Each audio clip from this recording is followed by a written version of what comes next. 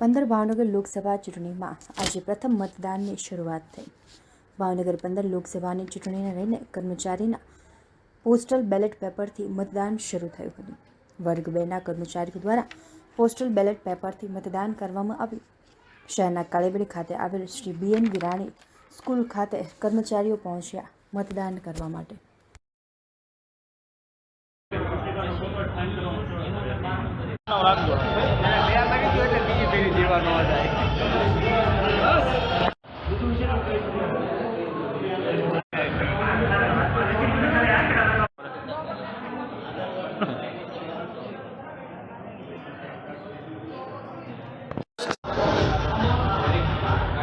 અહીંયા બધું જોજો પાછું।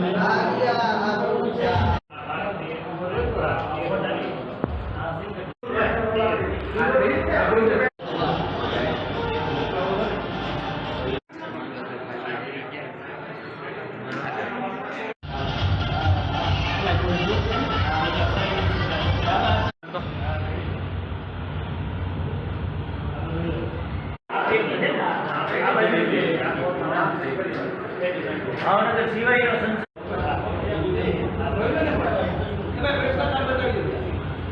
પાંચ